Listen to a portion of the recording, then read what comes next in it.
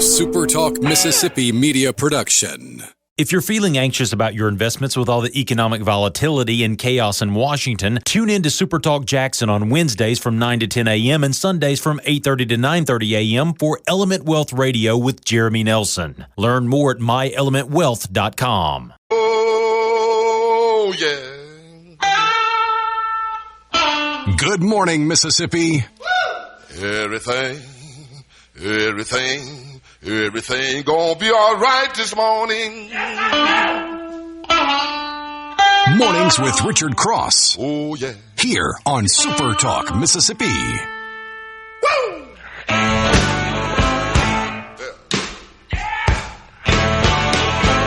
Now, when I was a young boy, at the age of 5, my mother said I was gonna be the greatest man alive. But now I'm a man, way past 21. I want you to believe me, baby. I have lots of fun. Good morning and welcome in. Mornings with Richard Cross, SuperTalk Mississippi, streaming at supertalk.fm, SuperTalk TV, on your SuperTalk Mississippi radio stations. Available on the app. We're everywhere. And we're glad that you're with us to start the day. Thanks for joining in. Mornings with Richard Cross, presented by Community Bank. Online at communitybank.net. Community Bank, rooted in our community. Got a lot to get to with you this morning. Guests coming up in the 7 and 8 o'clock hours. Sally Doty from the Office of Broadband Expansion and Accessibility.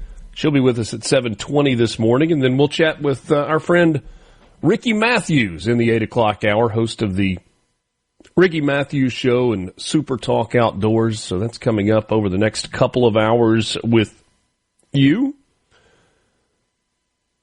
Lance Tolbert is in our network studio. He's flying the spaceship and making all of this happen. Good morning, Lance. Good morning, RC. What's happening, What's up, man? buddy? Is it dry up there? Because it was a little misty coming in and foggy down here. Be careful, those who are out and about heading to work. But, yeah, it was a little slick this morning. Yeah, that's about it. Yeah. A little yucky out. Not awful, and it's not going to be bad across the state of Mississippi today. High near 70. About as far north in Mississippi as you can go. Michigan City, mostly cloudy for you with winds out of the south at 10 to 15 miles an hour. Might blow your golf ball around a little bit in Michigan City if you try to sneak out today. Vaden, you've got mainly cloudy skies with a high near 70.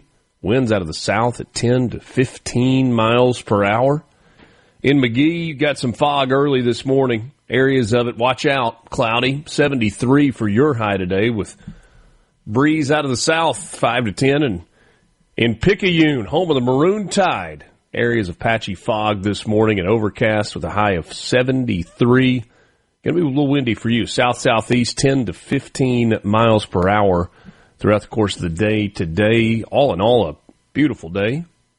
Warmish day for mid-February and much warmer on the way. It's going to be in the 80s for a lot of the state as we get deeper into the week, which is a little crazy. That would be unseasonably warm.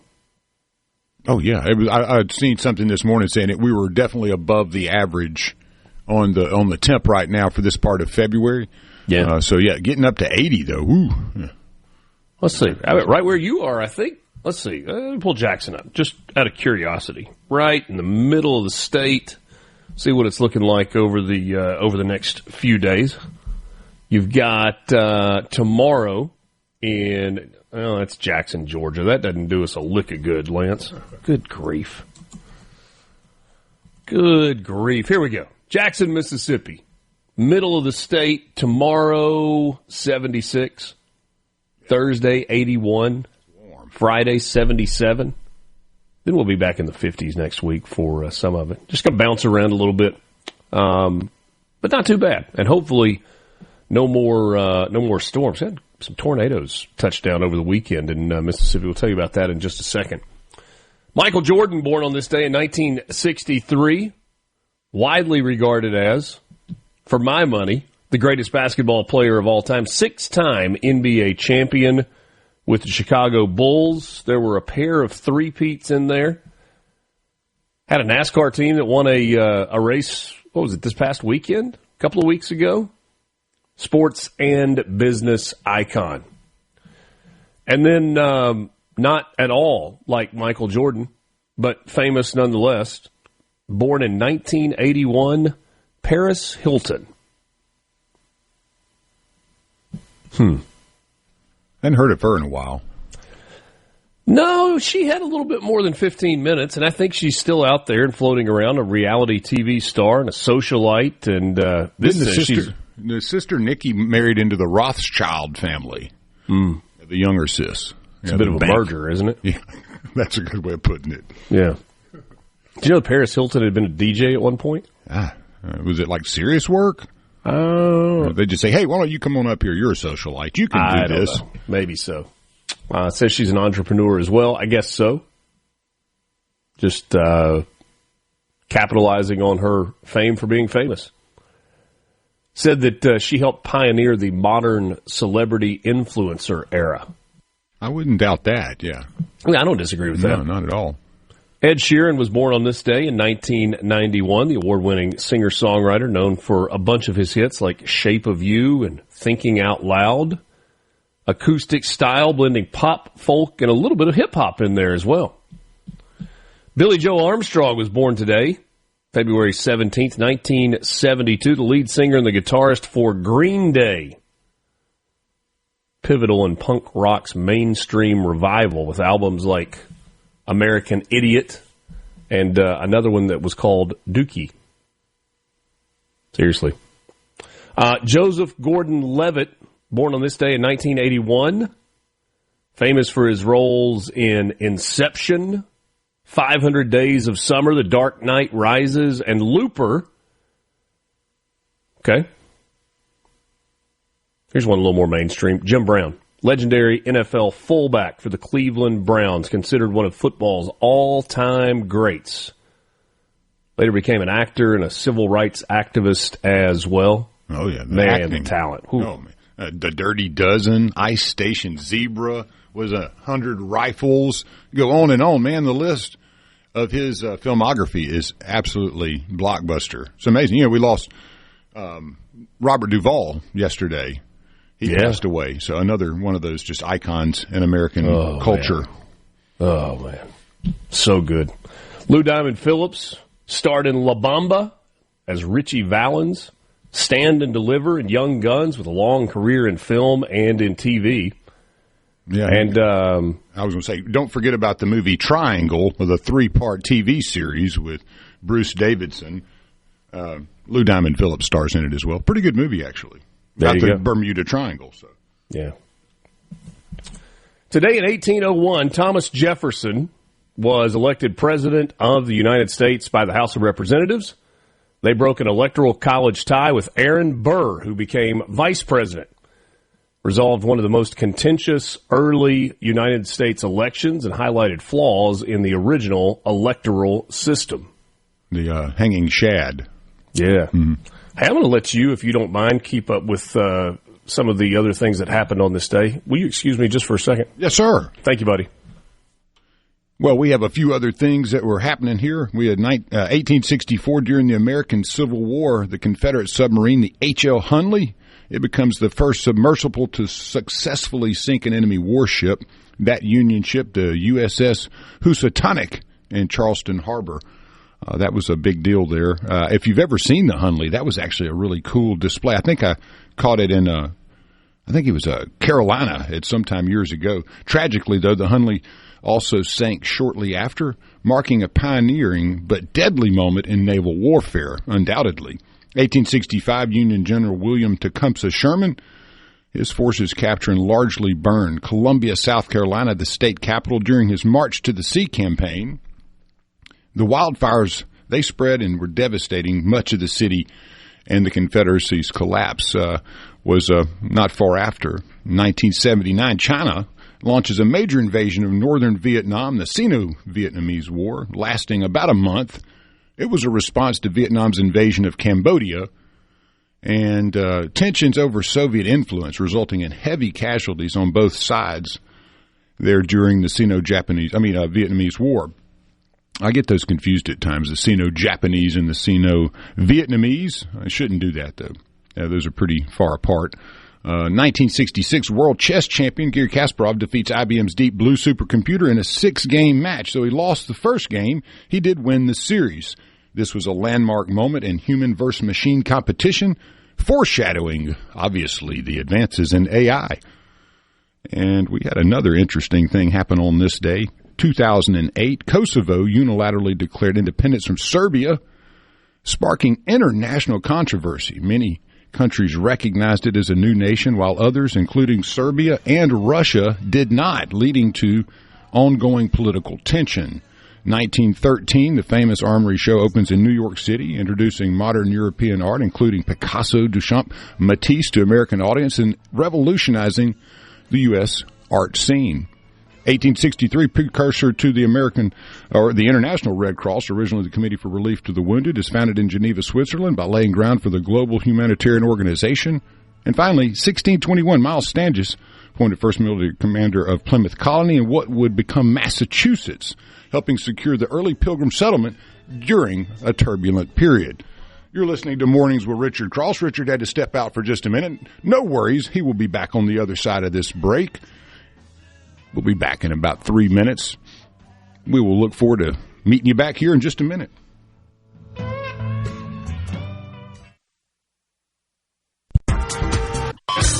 Mornings with Richard Cross on SuperTalk, Mississippi. Welcome to the show.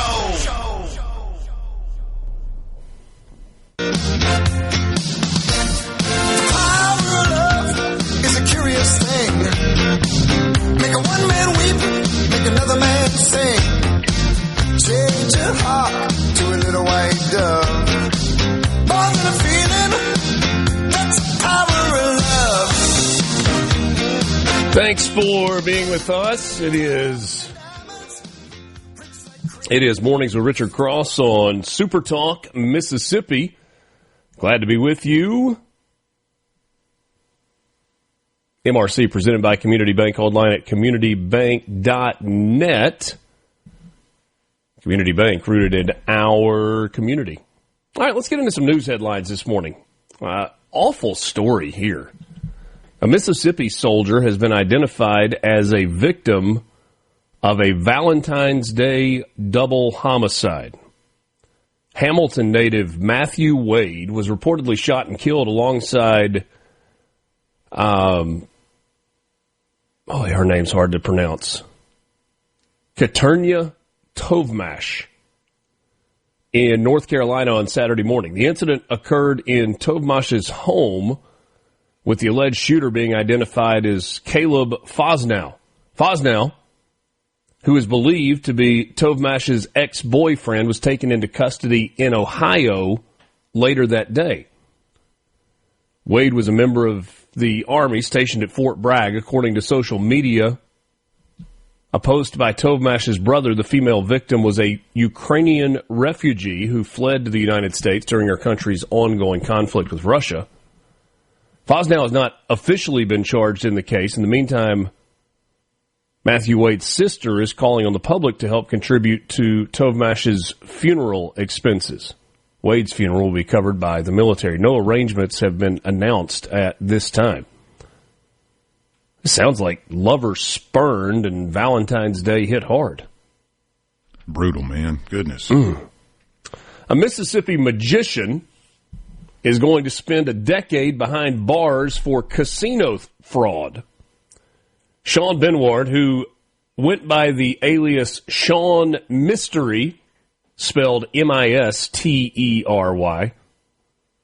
will serve multiple sentences adding up to 10 years on felony charges of money laundering, cheating at gambling games, and conspiracy. The sentencing occurred in Iowa, where Benward was found guilty of exploiting a local casino for personal financial gain.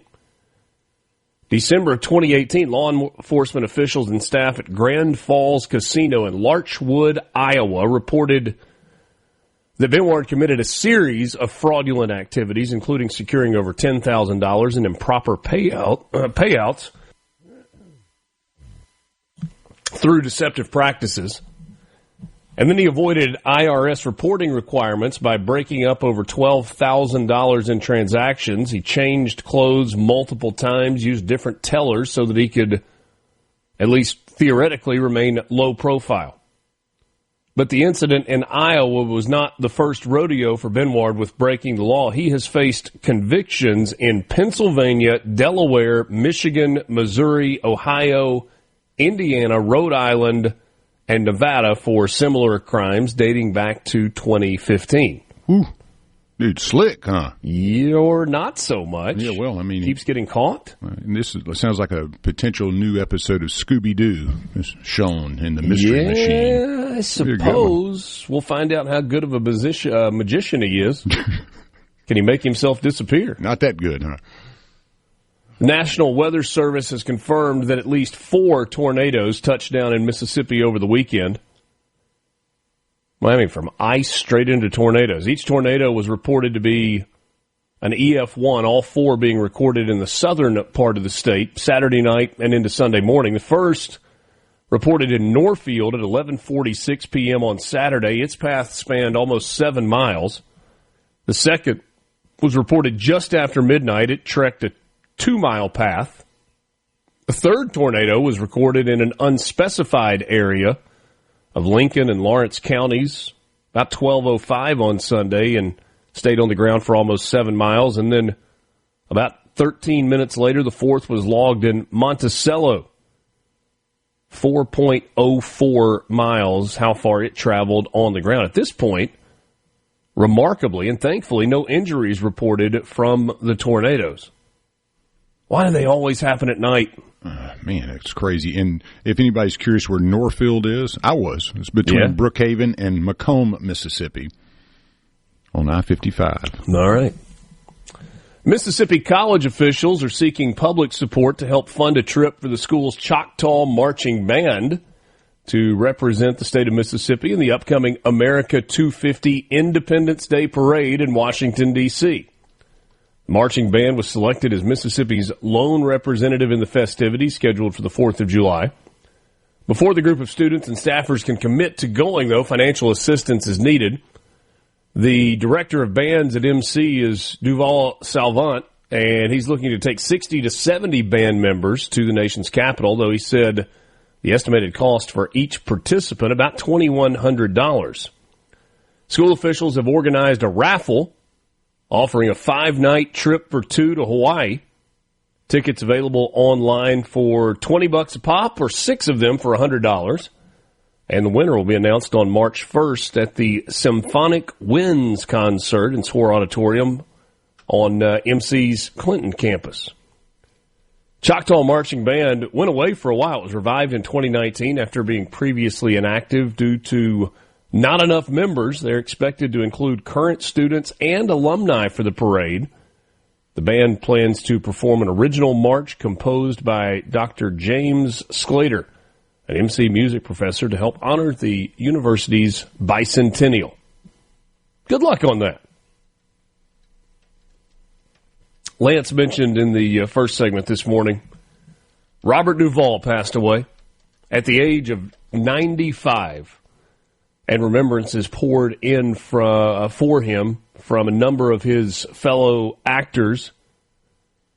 Oscar winner, known for roles in Apocalypse Now, Lonesome Dove, Tender Mercies, and as the intrepid consigliere of the first 2 Godfather movies.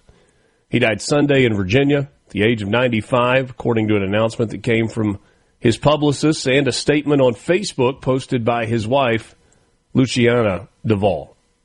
One of the great roles that people will forget he even played in The Natural, Max Mercy, the sports writer, one of my favorite roles that he played. Ooh. Yeah. Well, it's hard to top Tom Hagen. Oh, yeah. But Godfather 1 and 2. He's so good in so many things. The Killer Elite with James Caan, if you've never seen that, that's an older 70s movie. Really, really good. He's just got, so many great roles that he played. You couldn't really just throw a dart and go, that's the best one.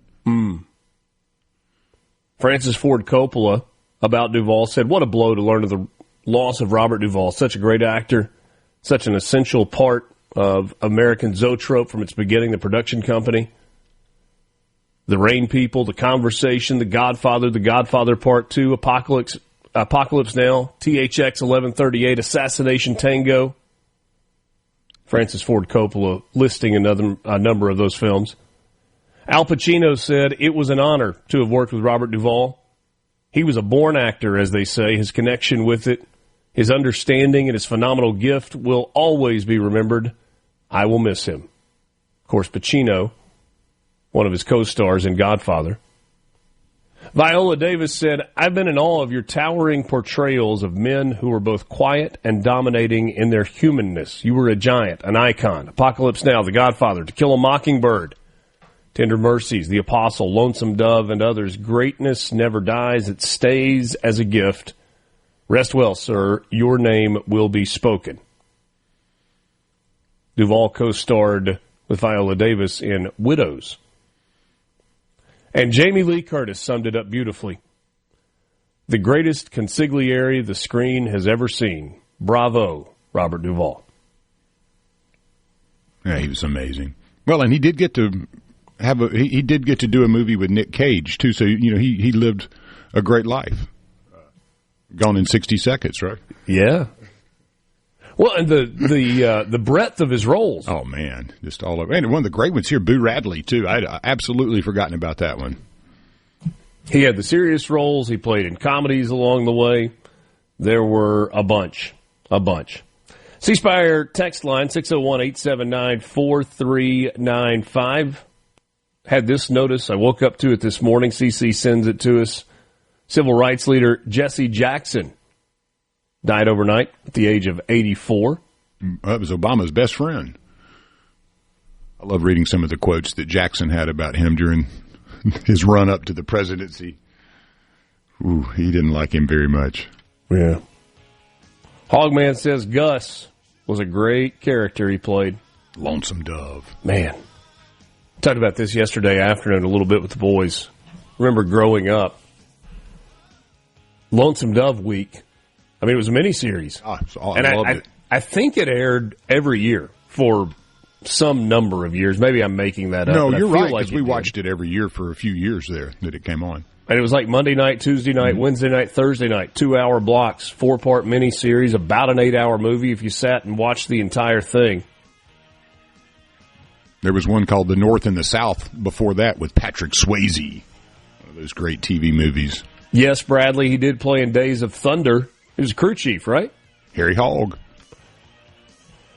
Mornings with Richard Cross. We've got your morning sports update coming up next.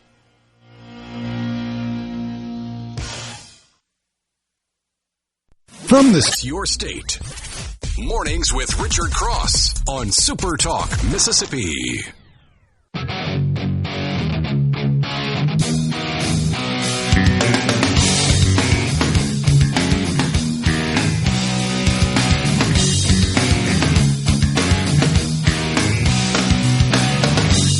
I heard you crying loud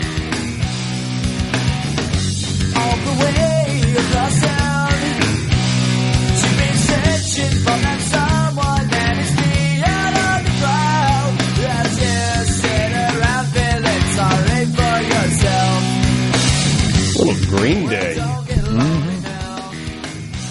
Time your morning sports update brought to you by Pearl River Resort, online at pearlriverresort.com. But don't stop there. Be sure to visit them in person before long. Geyser Falls Water Park will be open. That'll be about Memorial Day when it really warms up and stays warm.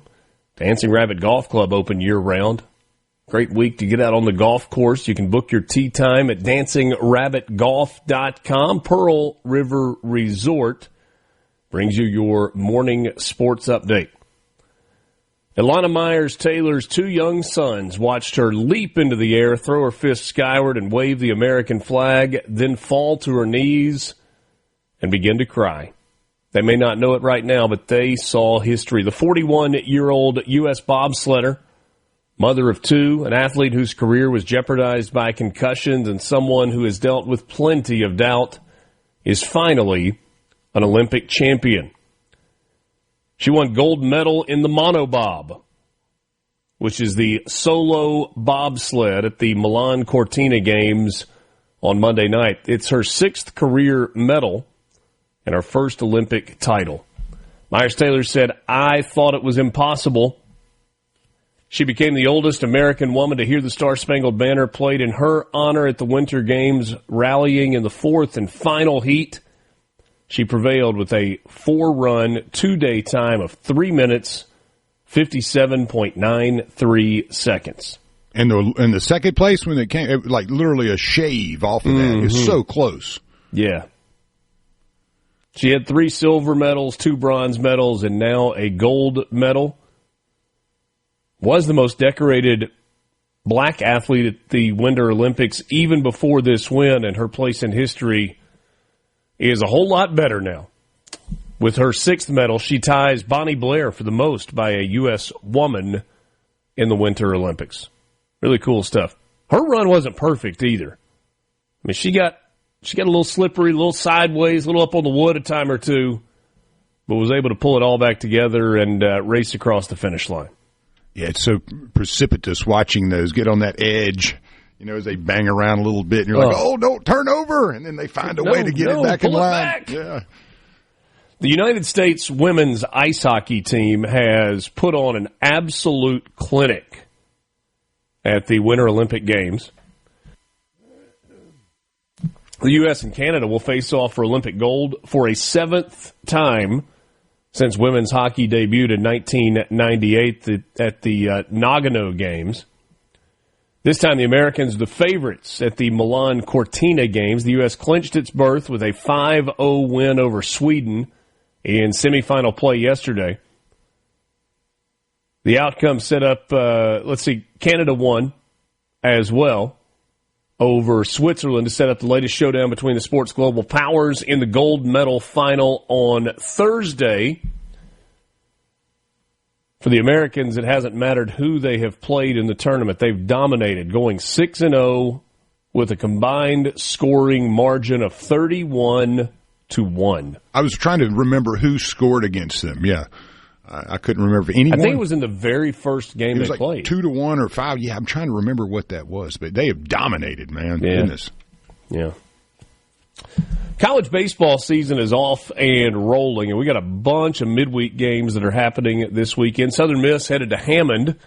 They will take on Southeastern Louisiana tonight, and then head on to Round Rock for a round robin series this weekend, one of the early season tournaments. In the SEC, you've got about half a dozen undefeated teams. LSU and Oklahoma, both 4-0 to start the year. Auburn, Kentucky, Ole Miss, Mississippi State, Tennessee, Texas, Texas A&M, all 3-0. Arkansas is 3-1. Alabama, Florida, Georgia, Missouri, South Carolina, all 2-1. And a little bit of a rocky start for Vanderbilt, who has begun the season 1-2. In terms of games happening today, I won't give you all of them, but I will tell you that Troy and Mississippi State are playing this afternoon. Mississippi State ranked 4th in the country to start the year. And Arkansas State is at Ole Miss this afternoon. Both of those games get started with a first pitch just after 4 o'clock, and it looks like the weather's going to be pretty decent for that. How about the stretch that the Ole Miss women's basketball team is on right now? Their schedule was affected by the ice storm about 3 weeks ago. You remember they played 2 games that were supposed to be home games in Birmingham at Legacy Arena. They had a 3rd game against Tennessee that was postponed because of the ice. And so they will play the rare Tuesday night game tonight against the Tennessee Vols in Oxford. ESPNU at 6 o'clock. Now, Ole Miss comes in 20-6 overall, 7-4 in the SEC. Tennessee is 8-3 in league games. They are ranked 21st, 16-7 overall. But that is just the beginning. So a stretch that started this past Sunday, where they played at Kentucky and lost. They host Tennessee tonight. On Thursday night, Ole Miss hosts number 7 LSU. And then on Sunday, Ole Miss goes to South Carolina. That is 4 games in 8 days against 4 top 20 teams. Yeah, number 3 South Carolina is where you finish that little run off. Man. On the road, too, yeah. Yeah. South Carolina most recently was at LSU and won in a game that was televised on ABC this past Saturday night. So, better lock in. Hang in there. Got some men's hoops games tonight coming up in the SEC. I'll give you the standings right now. Florida has won 5 in a row. They're 10-2. Arkansas is 9-3, winners of 3 straight. Vanderbilt 8-4. Alabama's won 4 in a row. They are also 8-4. Tennessee's 8-4. Kentucky's 8-4. Then you got Missouri, Texas A&M, and Texas all at 7-5. Then Georgia and Auburn are 5-7. Then Mississippi State at 4-8. Then Oklahoma and Ole Miss at 3-9. Then LSU and South Carolina at 2-10. Ole Miss currently riding an 7-game losing streak. Not an easy week for them. They go to Texas A&M tomorrow night, and then come back home for Florida. Whew.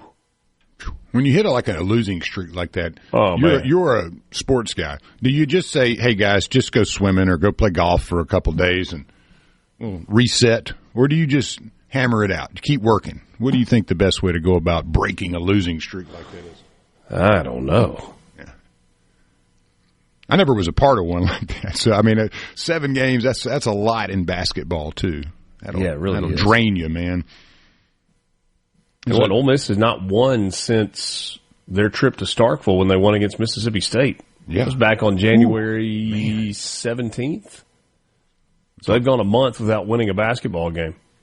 Well, in reference to the natural, you had the quacky psychologist in there. Losing is a disease. Like a ship rocking at sea, slowly.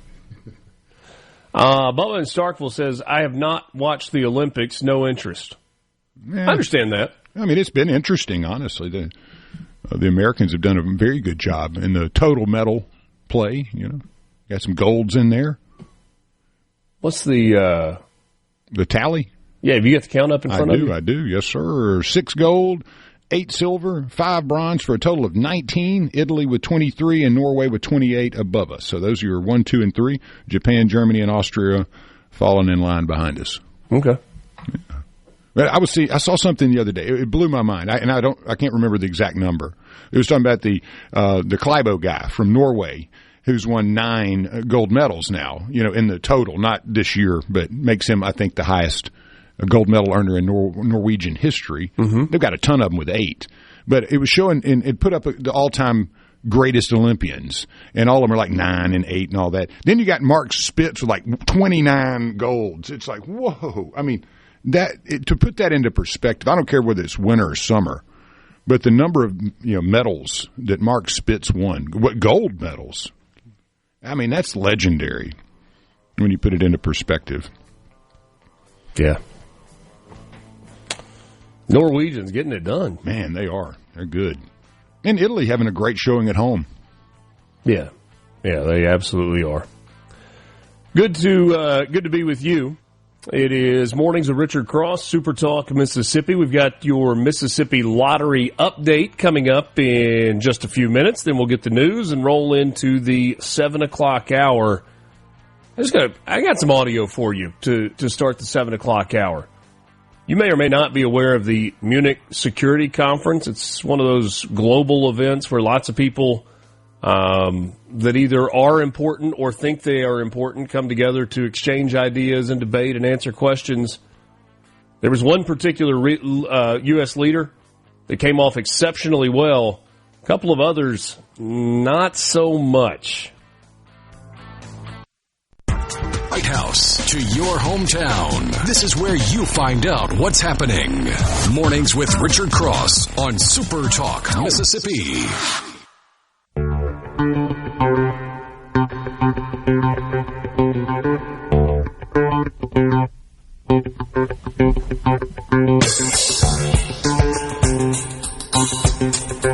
Money money coming from the Mississippi Lottery. Online at mslottery.com. Be sure to download the Lottery app. You can check your numbers there. No jackpot winner on Powerball last night, and so the pot grows to $169 million for Wednesday night's drawing, with an estimated cash value of $79,200,000. The numbers from Monday were 16, 18, 19, 56, and 58 with a Powerball of 6. Power play multiplier was 3. Remember, a big Mega Millions drawing tonight, $395 million in the jackpot kitty with an estimated cash value of a little over $183 million. Mississippi Lottery players, set your alarms. Tune into the Mississippi Lottery's Facebook Live broadcast at 10 a.m. this morning to see the 9 winning cities from our latest bonus promotions featuring the Three Stooges and Millionaire Maker. 9 lucky cities, big cash prizes. Join in at 10 o'clock and see if your hometown makes the list. Winners all over the state of Mississippi with scratch-offs. $50,000 for a Foxworth woman on a Powerball ticket from Ramey's in Columbia.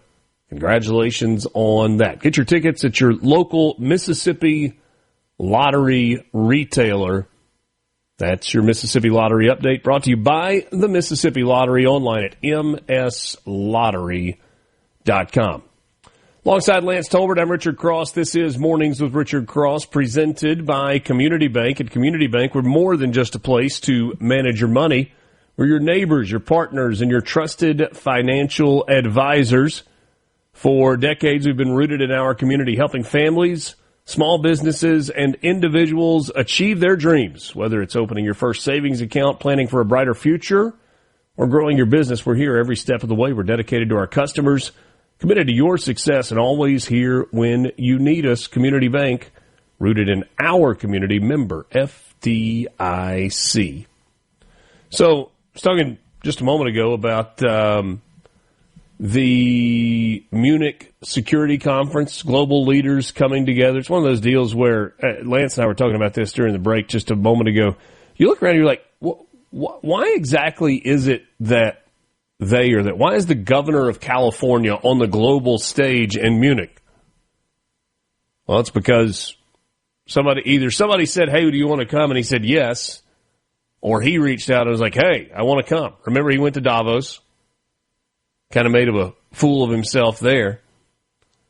But you also had Gretchen Whitmer, the governor of Michigan there. You had Alexandria Ocasio-Cortez. Hillary Clinton was there. You know, they just, Lance, I think I figured it out. When we were talking about birthdays today, we talked about Paris Hilton. Yeah? Yeah. Kind of famous for being famous, influencer, heiress, popular. Well, you get a conference like this, you just want people that are famous for being famous. Now, in fairness, Hillary Clinton is a fairly accomplished politician, failed presidential candidate, but senator, secretary of state. Excellent interrupter, too. Yeah, don't forget that. Yeah. But Scott Jennings at CNN says that Democrats didn't do very well. This is how he described it with Dana Bash. On full blast, the fact that we've only got one adult political party in the United States right now, and it's the Republican Party. Marco Rubio gave the speech of a lifetime over there. He laid out a clear foreign policy vision that defends Western values and Western civilization. And the brightest Democrat over there, Alexandria Ocasio-Cortez, crapped the bed, okay? She wants to be president, she wants to run, and she's one of the most popular Democrats and gave one of the most embarrassing performances you could possibly do. Gretchen Whitmer, one of the governors that Bakari is touting, said she knows even less about foreign policy than AOC, and Gavin Newsom has repeatedly embarrassed himself every time he's gone to one of these international conferences, whether it was Davos a few weeks ago or Munich. He can't even rebuild a single house in the Palisades in Los Angeles. In California, people are running out of there like crazy right now. So people are leaving the state that Gavin Newsom runs. His time is coming to an end in office. Karen Bass, the mayor of Los Angeles that nobody listens to, said earlier this week that Casey Wasserman needed to step down as chair of the the LA Olympic Committee. Maybe that's a role that Gavin Newsom could slide into when his time as governor is over. They look like twins almost. He and Wasserman. There are some similarities. I'll give you that. 6 o'clock hour in the books with you. We got much more on the way. I'm going to let you hear, in case you haven't already, some of what AOC had to say in Munich and get some of the reaction, not just from those who oppose her political views, but also some of the people who support her that are still a little nonplussed. Also, Sally Doty joins us at 7:20. MRC on SuperTalk Mississippi. We're back with you after this.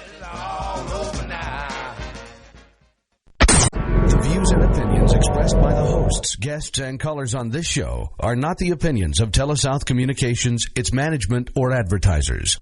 Start your day right. Mornings with Richard Cross on SuperTalk Mississippi.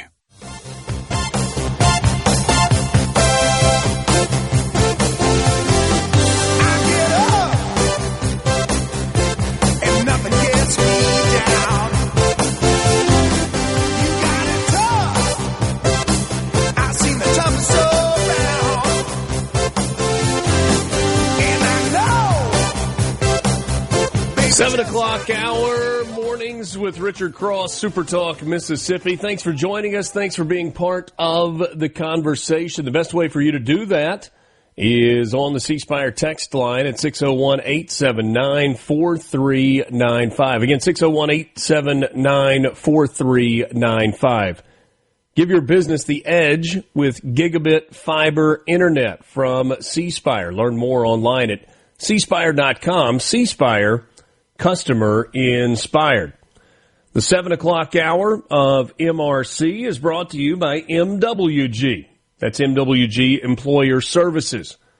At MWG, they know that running a business is tough, and if you're struggling with HR, benefits, payroll, tax-related issues, you're not alone. That's where MWG Employer Services comes in. They can provide a full range of employer services plus a custom plan that fits you. Call them today at 601-206-7966 or go to mwgemployerservices.com. Representative Alexandria Ocasio-Cortez's appearance at the Munich Security Conference has drawn a mixed response from members of her own party,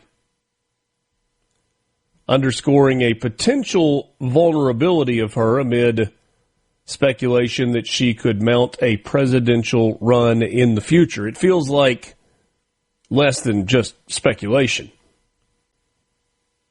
The New York Congresswoman took part in the annual International Security Conference alongside world leaders, including other potential 2028 contenders such as California Governor Gavin Newsom.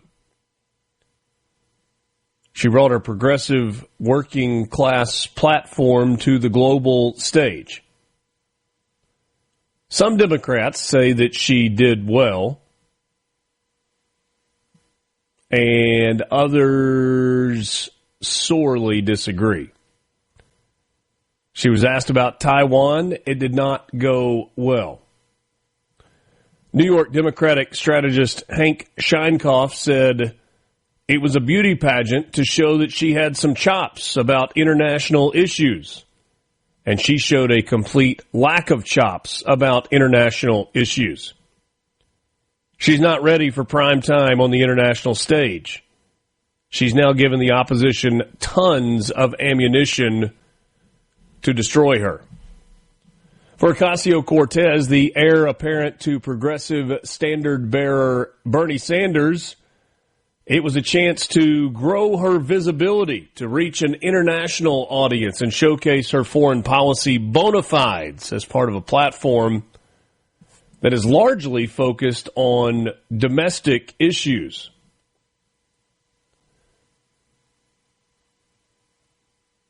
And I suppose if you're only focused on domestic issues, it's easy to not, just off the top of your head, know geography all that well.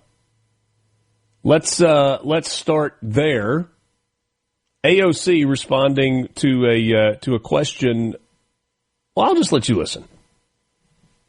Look at what happened in Venezuela, for example. It is not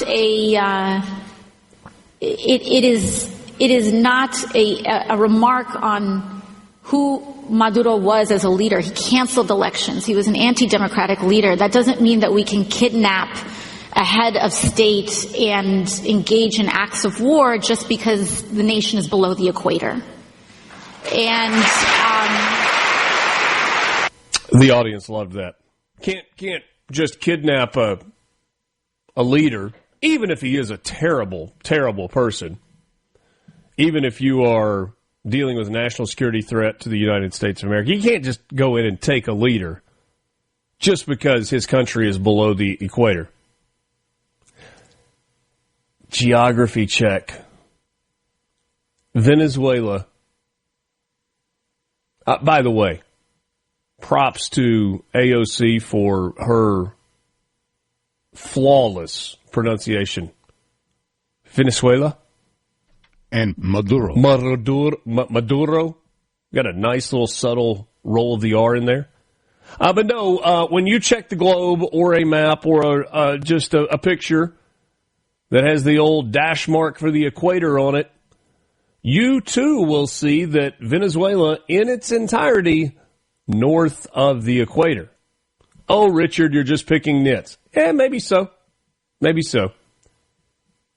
It seems as if a politician with presidential ambitions would have some basic geography lined out and would know when a country is in the northern hemisphere versus the southern hemisphere.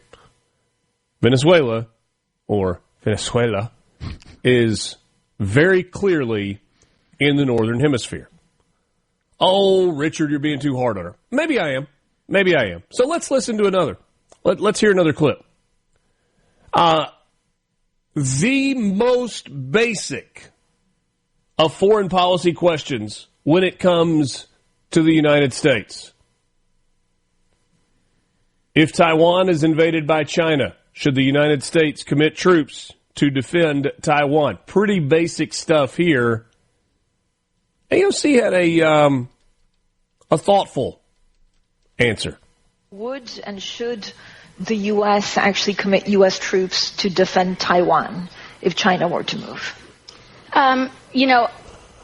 I think that this is such a, I think that this is of course a very long-standing policy of the United States.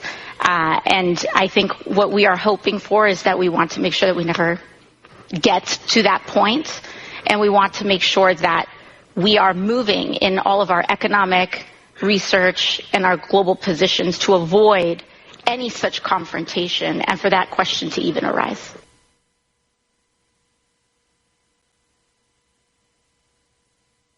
Yeah, I'm still here. I thought you were about to translate for us. I'm reminded of two clips that we've all heard before. You remember the beauty pageant clip from a year ago? From several years ago? We're going to have to dig that one out. The so now and what all and where to for and couldn't get any words out.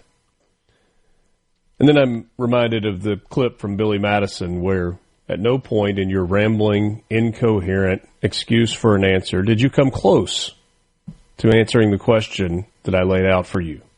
I award you no points, and may God have mercy on your soul. That's what this feels like. The most basic of questions about foreign policy. Should the United States commit troops to Taiwan if China moves forward? The answer is unequivocally yes. Taiwan is our partner. Taiwan is our friend. China is acting in bad faith if they do this. There are massive economic and business interests in Taiwan, not the least of which is the semiconductor industry. And we would do whatever is necessary to protect Taiwan against any foreign aggressor. But hopefully we never get to that point. I'm not a potential presidential candidate, by the way. That wasn't hard.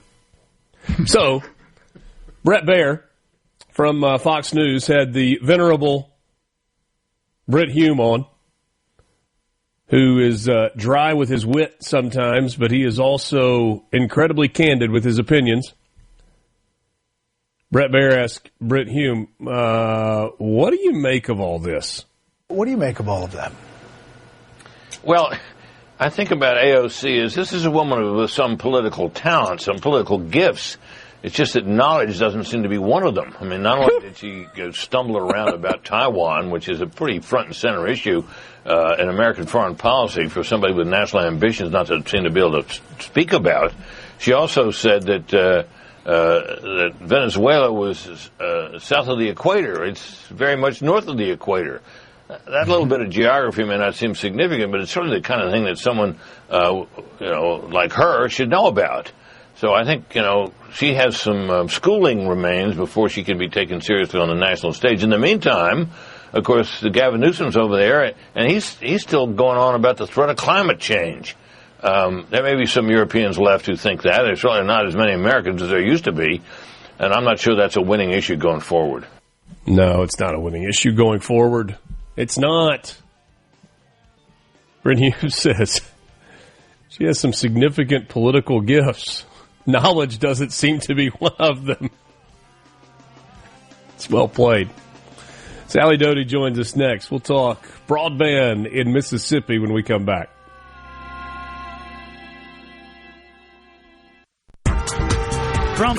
Good morning, everybody. Time to wake up. Time to shine! Start your day right. Mornings with Richard Cross on Super Talk, Mississippi.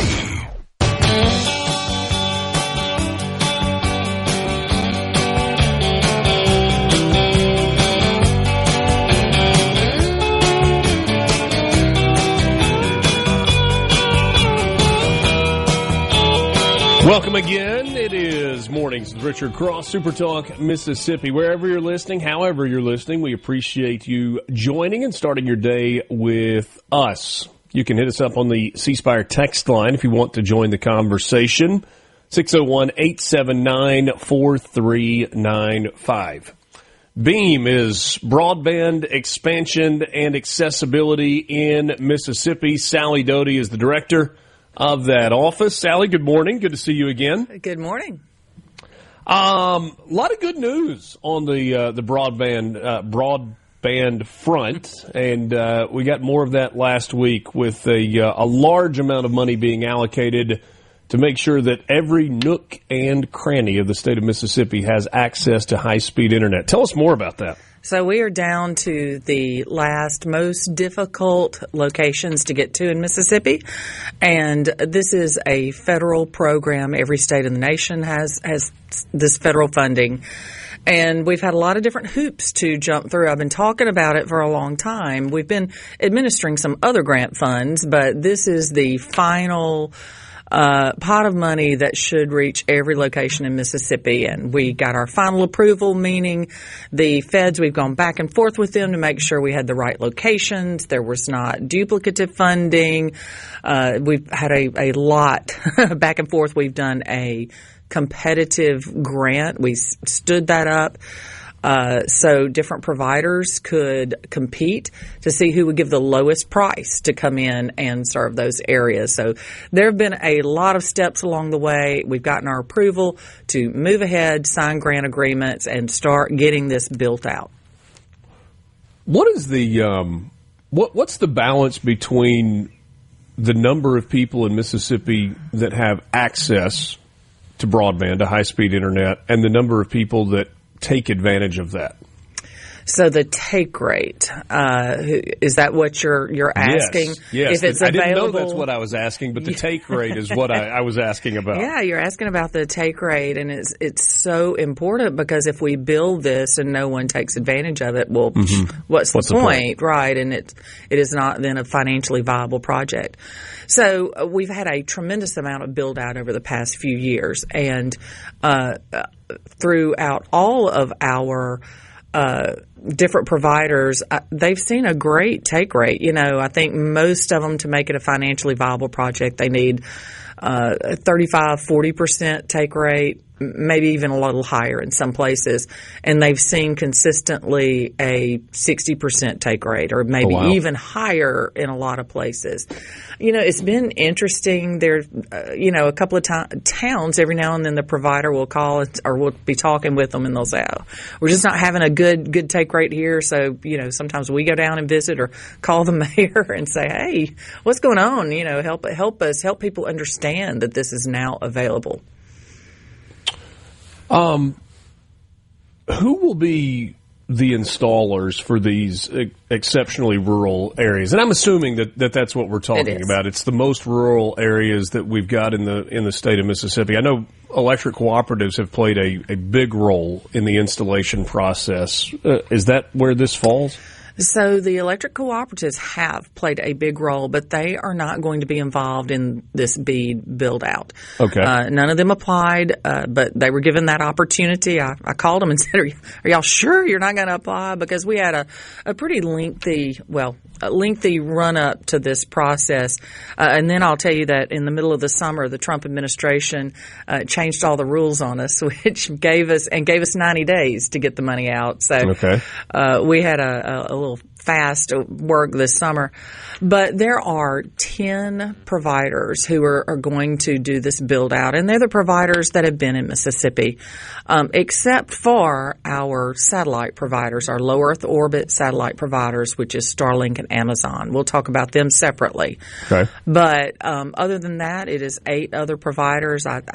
I could probably name them, but I'm scared I'll leave somebody out. But it's C-Spire, it's AT&T, it's Franklin Telephone, Comcast. Connexon is a new player really in broadband in Mississippi.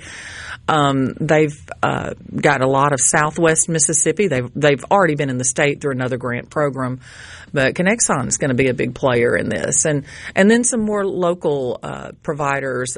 Arriva is going to take on a portion of Attala County, which is where I grew up, and we needed a good provider. We had a lot of locations in Attala County.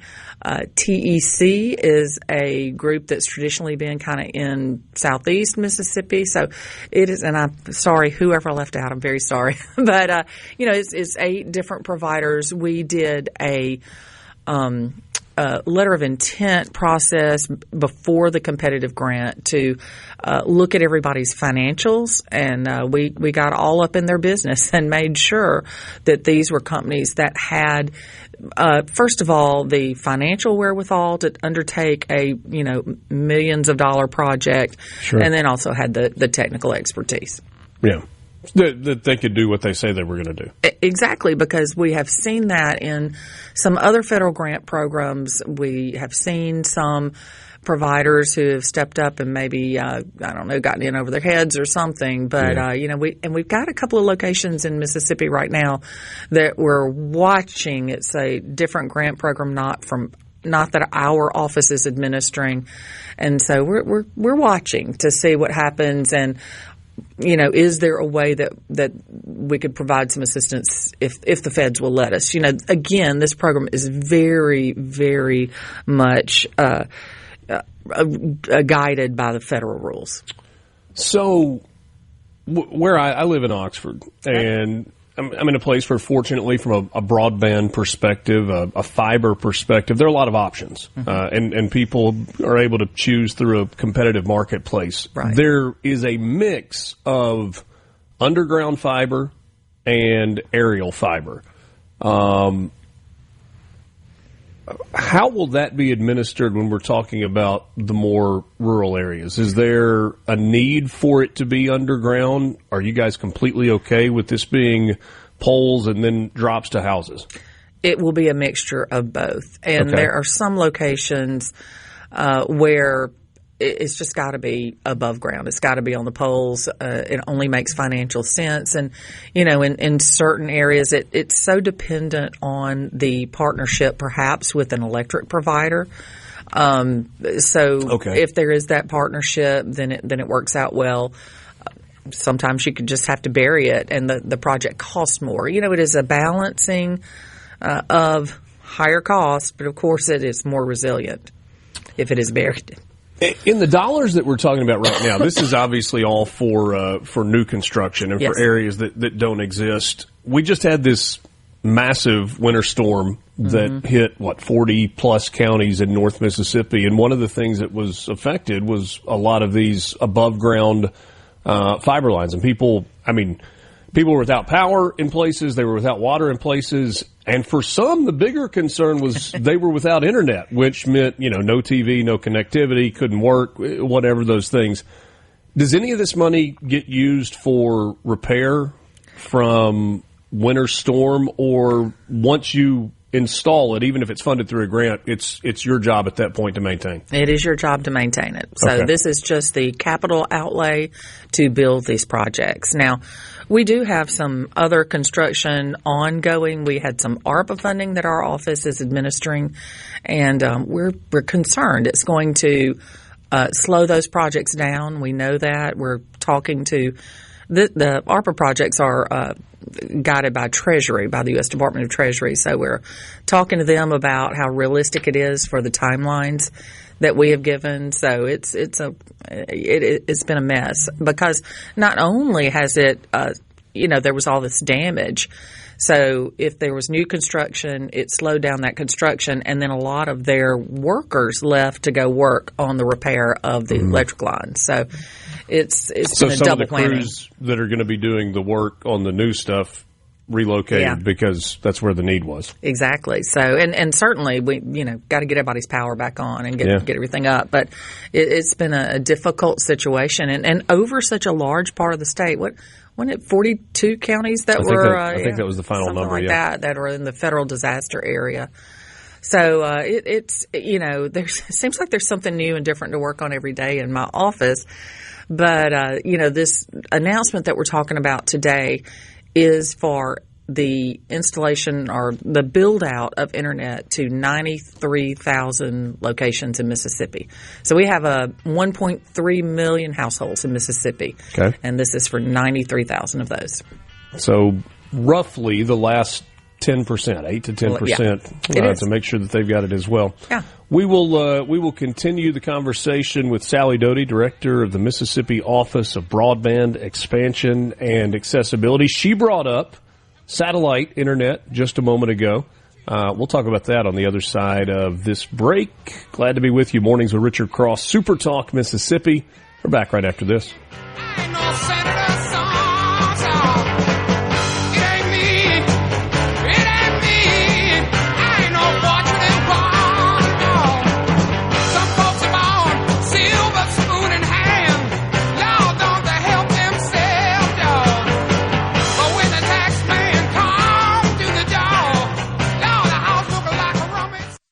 From the Seabrook with Richard Cross is brought to you by Covington County Hospital in Collins, where your health matters. Start your day right. Good morning, America. How are you? Honestly, I have no idea. Mornings with Richard Cross on Super Talk, Mississippi.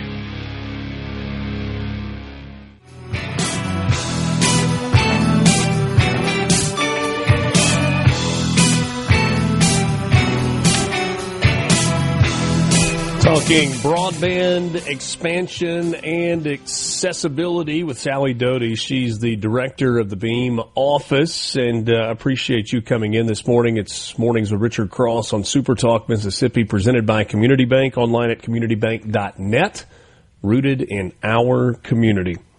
So, before the break, you said right around 90,000 homes out of 1.3 million in Mississippi that currently don't have access to broadband. Is there a common theme in the ones that don't have it at this point? They're in the country. Okay. These are the most rural areas. Yes. Okay. Yeah. So how many of these, and I know not an exact number, but how many of these are going to be one-offs where, there's one house or a house and a shop that are on 250 acres of land and their next closest neighbor is half a mile away, versus there are some clusters of houses, they're just out, and maybe it's like an old family place? Sure. So we have looked at all of that. So this broadband grant's really different than the way money has been distributed in the past. And there has been a lot of money distributed for broadband build-out, really not broadband build-out, let's say telecom build-out in the past.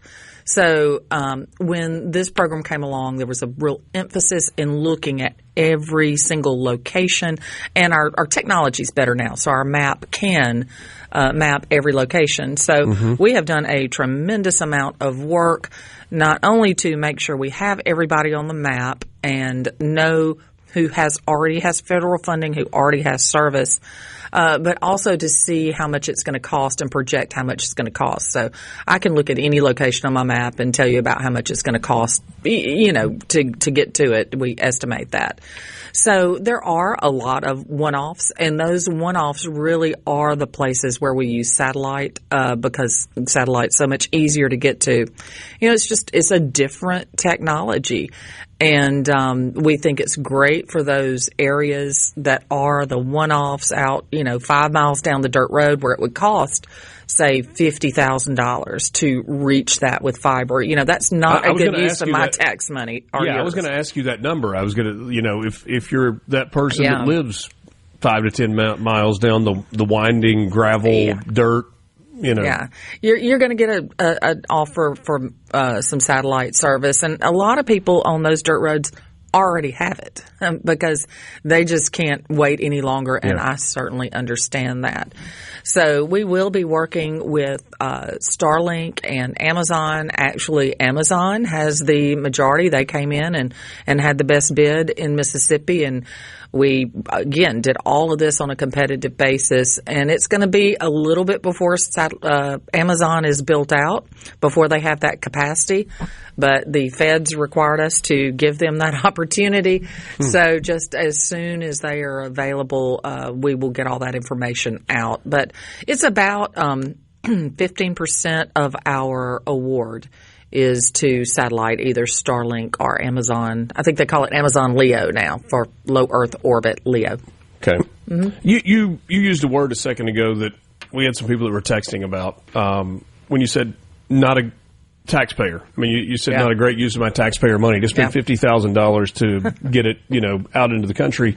There's some people that would say, hey, taxpayer money might not be where we should be spending this in the first place. And I know you've heard that argument and probably even, relate to it to some degree. Sure. Is this a scenario where this has been decided so far above where we sit, we can like it or not like it, but the money's going to be spent, and so we might as well take advantage of it? Yeah, so this was as part of the Infrastructure and Jobs Act. When was that? Back in 20? I think I might be wrong on that date. We have known all of this is coming. This has been a long process to work through it. And there were a lot of You know, kind of different things in this program early on under different administration that were, you know, I don't think a good use of our money at all. You know, using this for infrastructure to connect those last areas out in our state. You know, that's what this money is going to be used for. I think there has always been federal money to help with different types, and I'm not saying broadband's a utility. That's a whole different argument. But, you know, but for lack of a better word, I'm going to say utilities. You could certainly argue that it is. But yeah, that brings up, you know, some different issues about regulation that we don't want to have. But, you know, there was you can tell I've had a lot of these conversations, right? Yeah. So, you know, there was federal money that helped get electricity out in the rural areas. There's always been money that's helped our landline telecoms go out to rural areas. I mean, this is just a fact that, you know, we want there's some people, you know, we want our farmers to live out there. I want them to raise the chickens and the pigs and everything out in the country, and we might need to help with getting those utilities out to them, and that's what this program is. So, yeah, every state in the nation has this funding, and so we're using it to the best way possible in Mississippi. Sally Doty is my guest. She's the director of the Mississippi Office of Broadband Expansion and Accessibility. So we were talking just a moment ago about satellite providers, which have come a long way, by the way, from the dish that was in your front yard and was kind of an eyesore that had to be pointed in a certain direction. I think Elon Musk has become synonymous with this, with Starlink and what they've been able to do and able to play. I was having a conversation with my brother-in-law just a week or so ago, whose internet was still out as a result of the storm. He's like, man, I think I'm going to do this and just see how it goes. How many people are adopting this in Mississippi, saying, give me this Starlink technology, I can move around with it, and it seems to be functioning the way fiber does?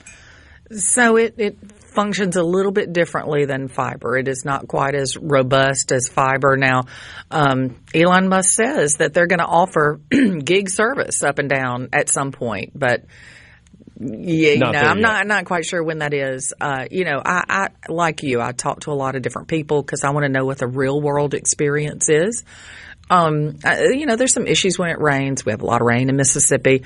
You know, you've got to have some clear areas, which if you're going to use Starlink, you're going to get out there and make that happen. So, you know, it's just a different technology. Fiber is more robust, more scalable, because we think we can have more impact on it here. You know, we're really dependent on Starlink and Amazon. We're dependent on these large companies, dependent on their satellites. So it's a little bit of the unknown, and maybe that will be the best thing in the future. But right now, we believe that it's very important to have fiber out as much as possible. So, like, we can wrap our heads around infrastructure related to fiber, right? Okay, we've got to dig trenches and lay fiber and all of those things. When you talk about infrastructure related to a satellite provider, because, you know, 2% of households in Mississippi, you just can't get fiber to them in a cost-effective way. What does that outlay mean? Does that mean you write Elon Musk a check to build another satellite and say, hey, launch this one over Mississippi? You know, we're having those discussions right now. The federal government, so we work with, under the Commerce Department, we work with the National Telecommunications and Information Administration, NTIA. Okay. And so because that is difficult for us as a state to have that expertise, which we do, we've hired some, you know, subject matter experts to help us kind of work with this. But NTIA is making some of those decisions. So, for example, at the beginning, back in the fall, our office looked at all of the financial information and looked at the technology for the people who are going to apply, for the providers who are going to apply. NTIA did that for low Earth orbit satellites. Okay. We did not do that. They looked at them and said, "Yep, they're financially available. They're good to go." And so they're just some things that they are going to look at. We are discussing with our low Earth orbit satellite providers right now how that reimbursement procedure will be for the grant, because, you know, are we paying for a satellite? Are we paying for a station? What are we paying for? And so we're having those discussions right now with NTIA and with those providers right now. So we're working through that. All of these grants are reimbursement grants. So we're not writing a check for anyone. They prove to us that they have done the work, and we have a lot of different milestones laid out. They prove to us that they've done the work. We have engineers on board that look at it and make sure they've done the work. We go out and look at it and make sure they've done the work. And so then we have a procedure to reimburse them to make sure it is an allowable expense under the grant. We are a connected society. We've got to have it. More and more. Yeah, absolutely. Yeah. Sally, I appreciate your time this morning. Thank you very much for letting me be on. Absolutely. Sally Doty for the Mississippi Office of Broadband Expansion and Accessibility. So if you live way out in the country, good news, there is a solution one way or another that is on the way for you if you don't have one already. We'll wrap up the 7 o'clock hour next with you. Mornings with Richard Cross, Super Talk, Mississippi.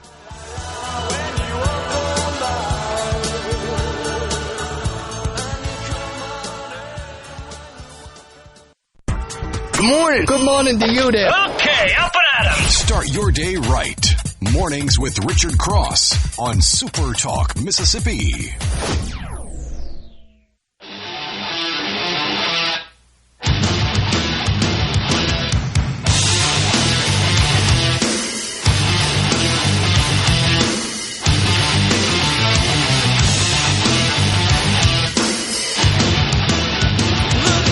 Ceasefire text line open to you, 601-879-4395, 601-879-4395. Let's see here, a lot of messages. What is considered having access? Our provider hung the line over 2 years ago, put the drops in almost a year ago, but has not hooked anyone up in our area. Are we considered as having access even though we're not hooked up? Michael. That is an outstanding question. If all of the infrastructure is in place and the only thing you're missing is a hookup to the house, I would say you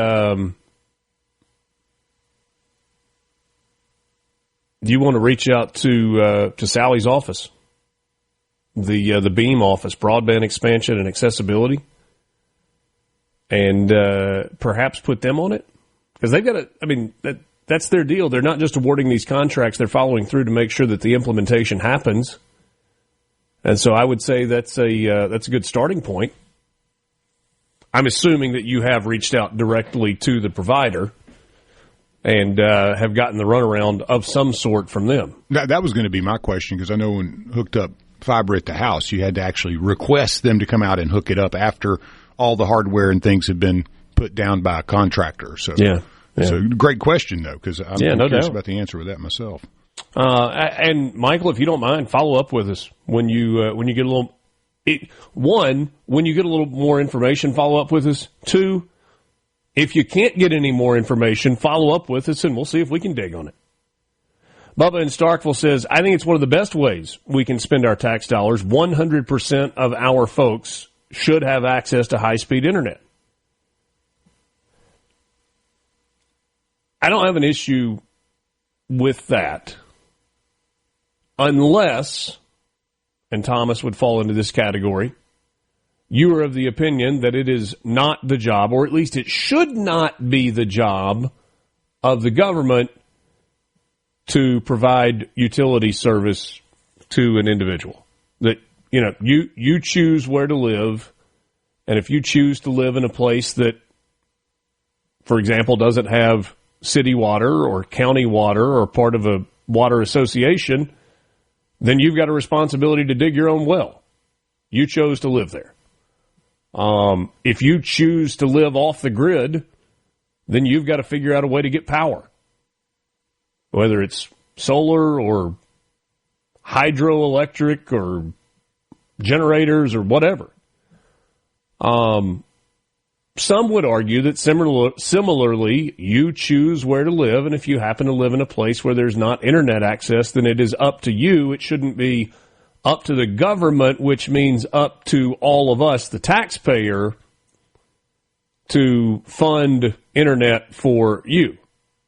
I'm using you collectively. Now, here's and it's kind of the way that I framed the question to Sally a few minutes ago is, if it's already been decided that we, the taxpayers, collectively are paying for this, then not taking advantage of something where the money is going to be spent out of principle is just stupid. It's just hard-headed at that point. And so if you're like, I really don't agree that tax dollars should be funding broadband internet expansion, okay, noted. But there were enough people that did agree that the dollars were allocated, and so even if on principle you don't agree, you're just cutting off your nose to spite your face. C-Spire text line.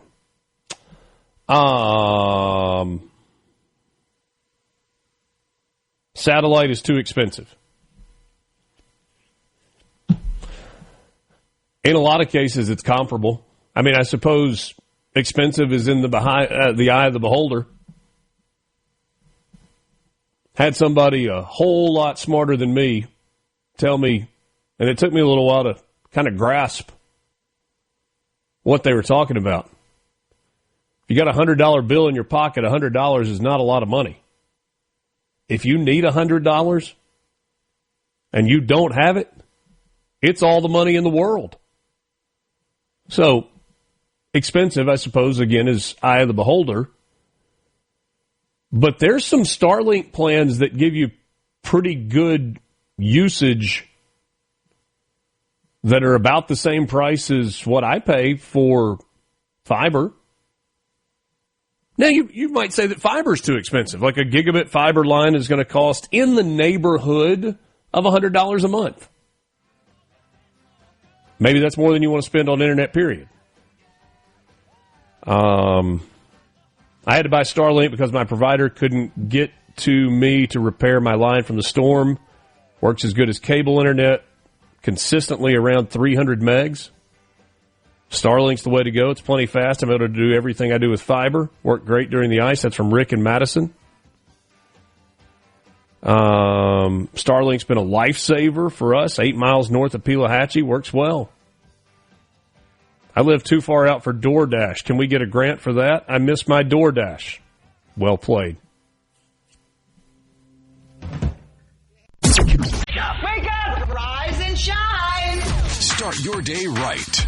Mornings with Richard Cross. Nice early morning surprise. On Super Talk, Mississippi.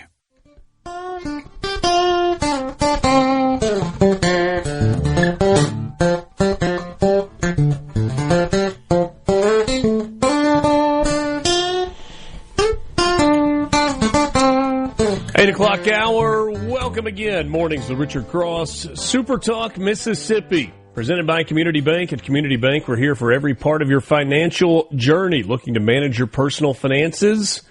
Our banking services make it simple, secure, and tailored to you. Ready to grow your business? We offer expert guidance and custom solutions to help your business thrive. Dreaming of a new home? Well, our mortgage specialists are here to make the process seamless, all designed with you in mind. We're more than just a bank. We're your partner for life's biggest moments. Community Bank, rooted in our community. Member FDIC, equal housing lender. And please don't forget, if you want to join the conversation, the C-Spire text line is the best way to do that. 601-879-4395. Ricky Mathews joins me as we begin this 8 o'clock hour. He is host of the Ricky Mathews Show and also of Super Talk Outdoors, which you hear at noon on Mondays across the Super Talk Mississippi network. Ricky, good morning. Laissez le bon temps rouler, Richard. Let the good times roll in Mississippi.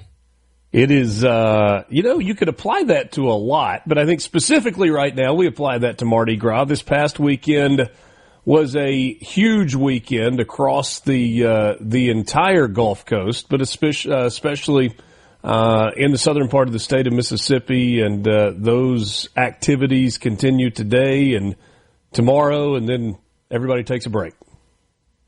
Yeah, listen. Today's a big day, as we all know, and tomorrow Lent gets started. I'm sorry. Hold on. Yeah. Today is Tuesday. I just dreamed that today was Monday. Everybody has a big time today, and then tomorrow we shut it down. Sorry, off by a day. That's right. I literally did the same thing earlier today, so I'm with you 100%, man. Time flies, but yeah, tomorrow's Lent, and I'm a Catholic, and even non-Catholics, a lot of people set goals, for the Mardi Gras Lenten season, and I'm no different. But today's a big day in coastal Mississippi, that's for sure. Parade still today, or has most of that happened at this point?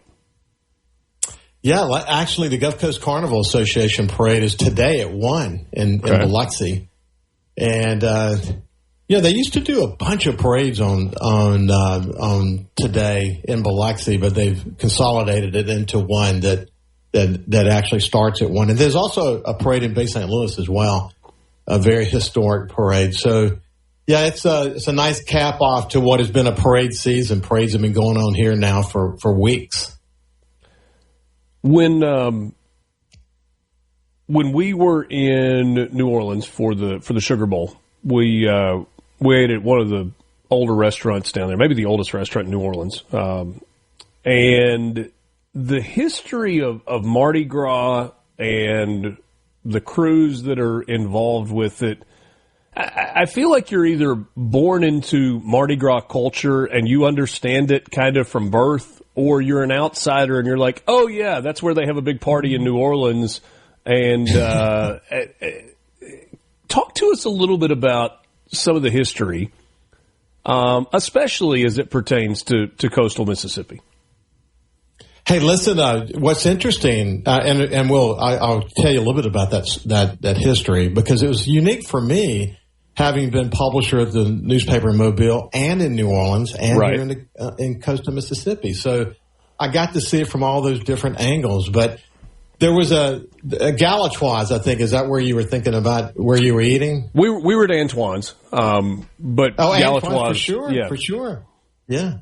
So actually, there's a famous room at Antoine's, for a matter of fact, and the publisher of the Times-Picayune tended to have their own little spaces to eat. So when I was there, I got built into that tradition. It was so interesting to me to be this outsider and now becoming part of this years-long tradition and the role the publisher played in this special room and all this history. And oh my gosh, what a crazy time. But if you look back, New Orleans was always the biggest, and they always claimed Mardi Gras. But if you also know the history, Mobile always claimed to be the first.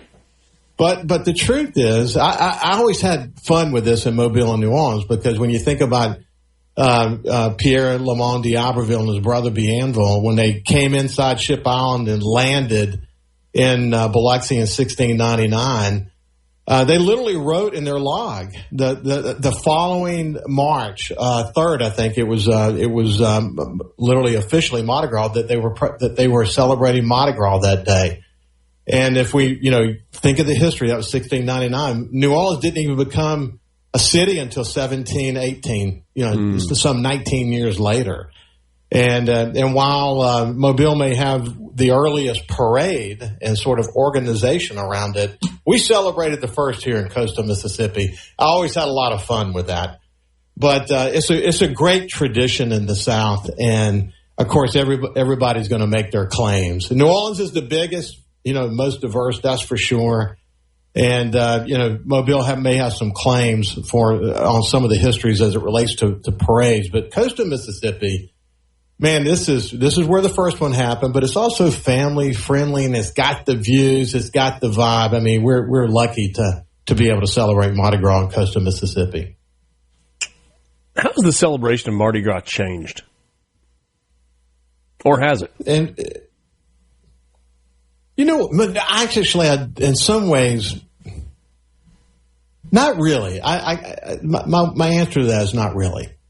You know, maybe there's some changes in the floats and some of that, but man, there's a lot of tradition and history and sort of cultural relevance.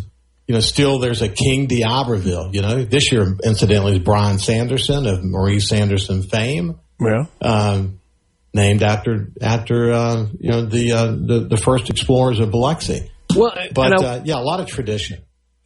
So along those ideas, the idea of tradition, we see it in New Orleans. We know how big the crews are there. I've got a friend that lives in Washington, D.C., and there's a Louisiana Goes to D.C. Mardi Gras celebration. Happened a couple of weeks ago, and it's massive, and there's all kinds of tradition related to that.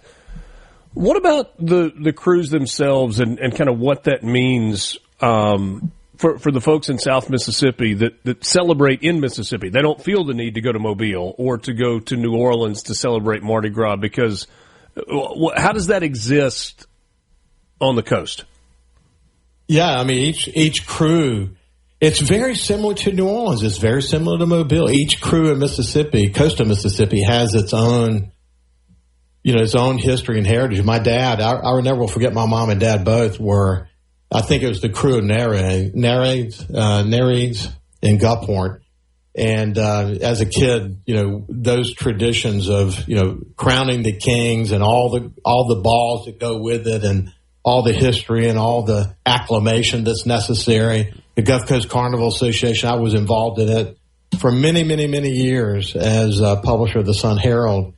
And those traditions are deep. So for people who are involved in those organizations, incidentally, no matter which one you're talking about, they don't think much about New Orleans or these other places. They think about us and their traditions. They don't have time to, because, you know, frankly, if you're thinking about the Gulf Coast Carnival Association, if you're part of royalty there, it's a year-round activity, man. They're doing trips together and they're doing lots of preparation together, and there's getting ready for the balls and the King's dinner, and I mean the list goes on and on. A lot of time, a lot of energy, a lot of money involved in that. If you're part of one of those crews that's doing the whole ball circuit on pace to be the king or I mean, it's incredible. Hey, let me tell you. I was the year before or after. Well, it was before Katrina. I got a call, and I had the opportunity to be king of Gulf Coast Carnival Association, and I thought about it, and I asked the question. I said, you know, well, what did the king last year pay? What was that cost? $150,000. Okay, and they said, well, you know, you can write it off on your business. Well, I was part of a public company that wasn't going to be happening, and I said, well, you know, I really appreciate the opportunity, but I'd rather have a new boat. So that's kind of the way I answered. But listen, some kings, Richard, it got out of hand. Some kings spent $500,000, $500,000, all the festivities. Think about that for a second. So you got to have major chops to be king. And I guess disposable income. And again, you know, what do you prioritize? What's important? What was important to your family in the past? I guess you got to decide how to spend that money. If you got time to hang with me, let's visit a little more. We'll switch gears away from Mardi Gras, talk about some of the other things that are happening in coastal Mississippi with my friend Ricky Mathews. He is host of the Ricky Mathews Show. You can get that online at supertalk.fm if you're not on the coast and able to listen to it there. Also, Mississippi Outdoors Radio, noon every Monday right here on SuperTalk Mississippi. We're back with you right after this.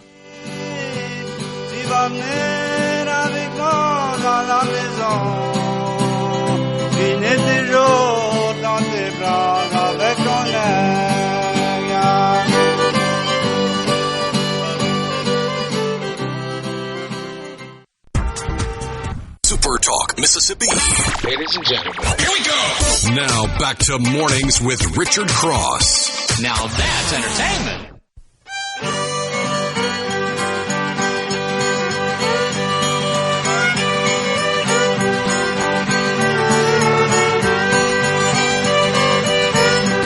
Glad to be with you. It is Tuesday morning. It is Fat Tuesday. Thanks for joining us. Ricky Mathews is my guest, host of the Ricky Mathews Show right here on SuperTalk, Mississippi.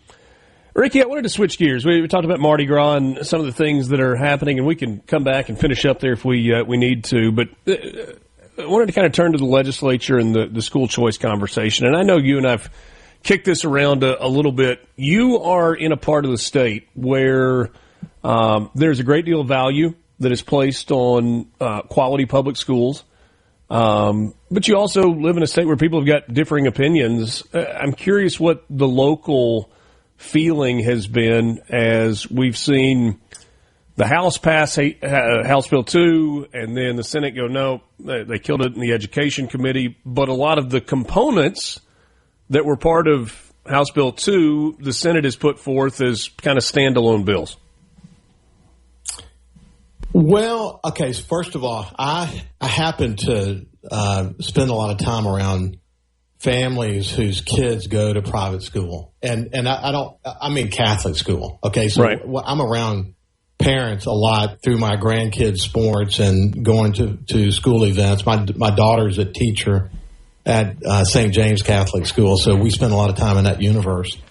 And when I say private school, and that's why I'm quick to qualify it, because there are a lot of families who have their kids attending Catholic school system here in coastal Mississippi who have to really reach financially to do it. You know, they have to reach. These aren't well-to-do families, while there may be some. The reality is that they've chosen to send their kids to Catholic schools because they want their kids to have what Catholic school offers, but also they want their kids to have a great education. And you're right about the fact that there are good public schools here in coastal Mississippi. But I look at what I have seen in the families that I've had the opportunity to be around and had conversations with them. Man, so many of them would be dramatically helped financially if there was a way to take public money and help with private schools. I can assure you that. And so there's a lot of support for that here. At the same time, I talk to school administrators here who are sort of overseeing terrific schools, really some of the best graded schools in Mississippi. And they'll push back, choosing their words carefully on the air, but behind the scenes, they push back harder because they're deeply concerned about how it will impact them. They don't necessarily buy that it's all going to work out. They worry about it, and they already know that they're having to operate in situations where, you know, the budgets are something they have to think about, you know, way too much. That's just the reality of where they are today. So, you know, I've seen both sides. People who are fighting it dramatically, I think a lot of school administrators are, and people who could really be benefiting from it. So, it's across the continuum. You know, some of our larger school systems in Mississippi are some of the best ones. We also have smaller schools that do an outstanding job and provide a great public education. But when I think about those two from a budget standpoint, and I'm just going to cherry pick three schools so it doesn't feel like I'm singling anybody out. So if I take Tupelo, Madison Central, and Ocean Springs, just three from spread across the state, and I pull 100 kids out of that school system. All right, so that's real money if we're talking about roughly $7,000 a student.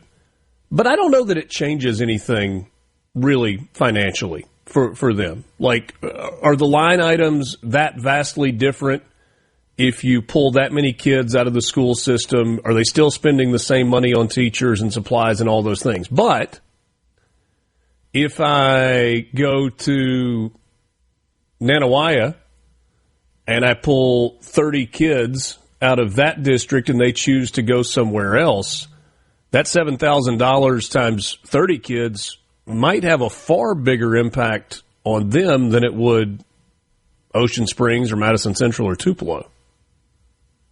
I've tried to think about this in different ways because I know there are administrators, Ricky, that are They're worried about the financial piece of it. I think there's some that candidly are worried about losing some of their best students, perhaps to other schools. It's such a fascinating debate to me because, as I've said from the beginning on this, I see positives to both. I really do. I understand the school choice, the universal school choice argument, but I also understand the argument from those who say, no, we shouldn't be sending public money to private schools. Yeah. Hey, the thing, I go back to an editorial board meeting I had with Haley Barber when I was publisher of the Sun Herald, and he had just left a school, and I wish I could remember where it was, but it was in a rural area of Mississippi, and they were doing really well. Mm-hmm. And the point that he made was, I just left this great meeting wherever he was, and he said, what I'm blown away by is how even in a poor area of our state, if you have great leadership in a school district, you can make a difference. And he was really pointing to how much great leadership makes a difference. It doesn't matter how much money you have. It doesn't matter where you're located, but great leadership makes a difference. I wish we could say that we had great leadership in every school system in Mississippi, but we both know that's not always the case. I think a lot about my friends in the Delta because I spent a lot of time in the Delta. Mm-hmm. I think every kid in Mississippi should have an opportunity to reach his or her potential. Too many are locked into situations where they're not able to reach their potential. That is the reality of it. And if we're going to fix that, given that 51% of Mississippians live in rural areas, we got to try something different. And I think the debate that we're having, Richard, is incredibly important. We may never get over the barrier of public money going to private schools, but boy, I tell you, significant change will continue to happen in the school systems in Mississippi because I just think that positive change will come from these conversations. It has to. We've got to improve.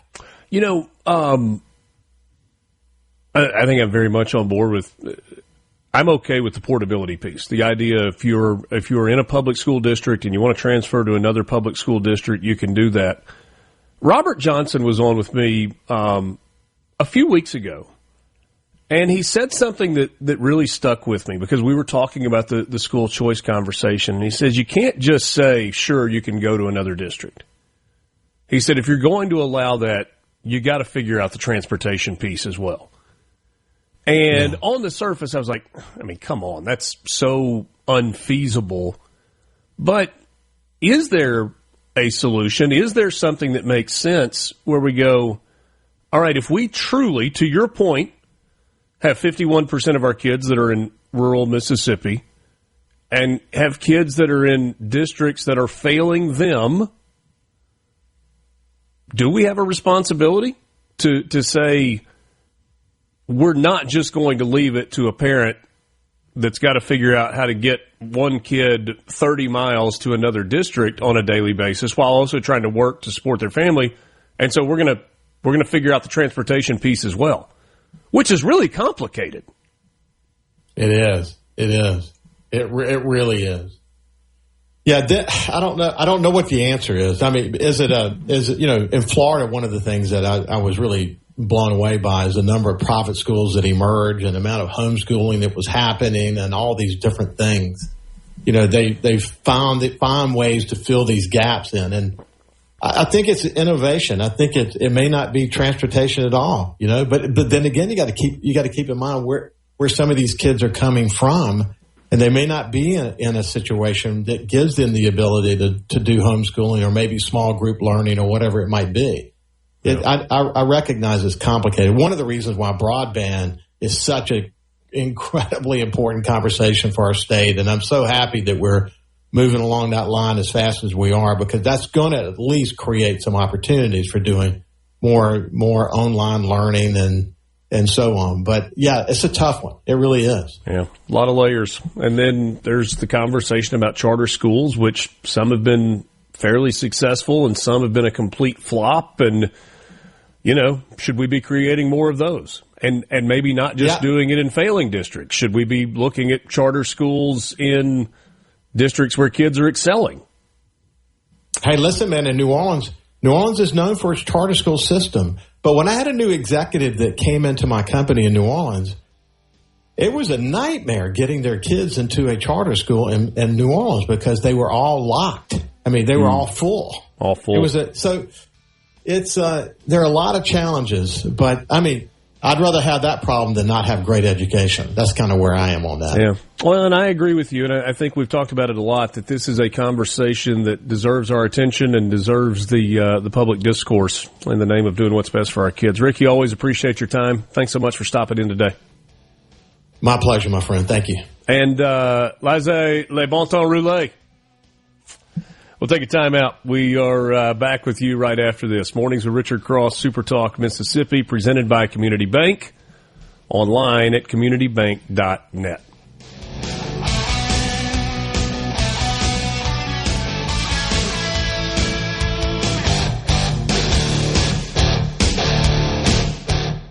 From the Seabrook. It's time to switch on. Mornings with Richard Cross. On Super Talk Mississippi. Yeah!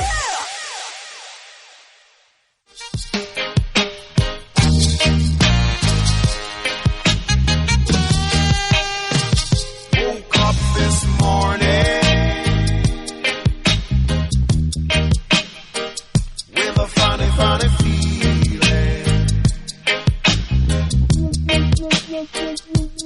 And that feeling was an unusual feeling.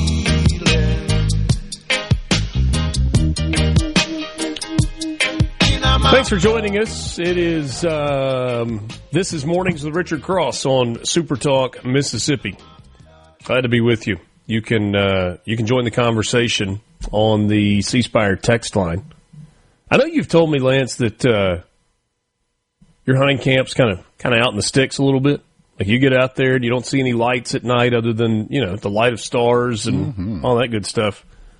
You guys looked into Starlink for the deer camp? Yeah, where do you have it? Well, I mean, it's basically a little town out there, so we have a lot of different users. In other words, we have folks that do pretty much a little of everything. One of my next door neighbor, he was using, I believe, Starlink, one of the first, and he's loved it. And I think there's been a variety. Some have learned how to stream it off the phone and this, that, and the other. So, I mean, it's getting closer, but one of my best places to actually watch TV is in the duck blind, which is way out north of the camp. So not a lot of tree coverage and worry. So, I'm looking into a couple of options, Starlink being one of those. But I've just been using my phone up there recently, and it's worked a lot better. In previous years, and one of our listeners or several mentioned the cellular downloads have gotten much better as well. And I agree, definitely.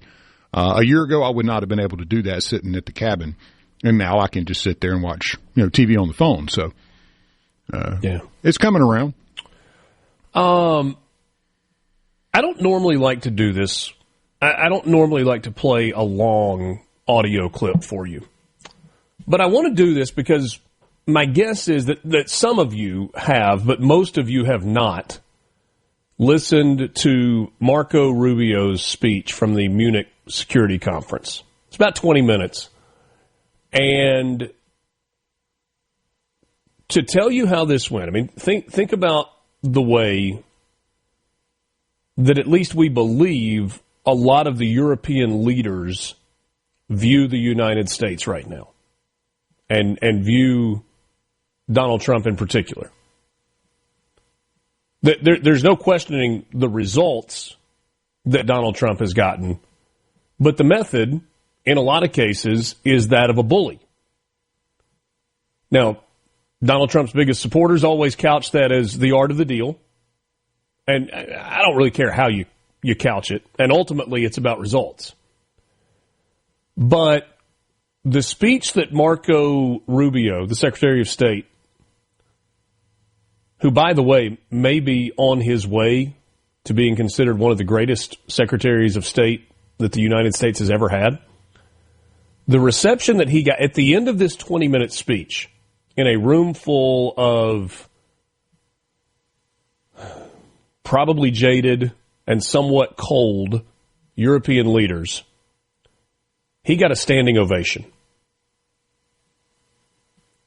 That doesn't really happen for the Secretary of State for the United States. Not in a nonpartisan crowd. And it was very much a nonpartisan crowd. Certainly not going to play the entire speech for you. I would encourage you, if you have time, to pull it up on YouTube or wherever and listen to it. It really is compelling. But I want to play it's about a 2.5-minute clip for you. So this was at the end of last week at the Munich Security Conference. It's an annual event where world leaders come together and they talk about global concerns. The conciliatory tone, laced with strong language, was a masterclass. And what some people, maybe they're prisoners of the moment, maybe they're speaking in hyperbole, are saying the best political speech they've ever heard. This was part of what Marco Rubio had to say. Build. Under President Trump, the United States of America will once again take on the task of renewal and restoration, driven by a vision of a future as proud, as sovereign, and as vital as our civilization's past. And while we are prepared, if necessary, to do this alone, it is our preference and it is our hope to do this together with you, our friends here in Europe. For the United States and Europe, we belong together. America was founded 250 years ago, but the roots began here on this continent long before. The men who settled and built the nation of my birth arrived on our shores carrying the memories and the traditions and the Christian faith of their ancestors as a sacred inheritance, an unbreakable link between the old world and the new. We are part of one civilization, Western civilization. We are bound to one another by the deepest bonds that nations could share, forged by centuries of shared history, Christian faith, culture, heritage, language, ancestry, and the sacrifices our forefathers made together for the common civilization to which we have fallen heir. And so this is why we Americans may sometimes come off as a little direct and urgent in our counsel. This is why President Trump demands seriousness and reciprocity from our friends here in Europe. The reason why, my friends, is because we care deeply. We care deeply about your future and ours. And if at times we disagree, our disagreements come from our profound sense of concern about a Europe with which we are connected, not just economically, not just militarily. We are connected spiritually, and we are connected culturally. We want Europe to be strong. We believe that Europe must survive. Because the two great wars of the last century serve for us as history's constant reminder that ultimately our destiny is and will always be intertwined with yours. Because we know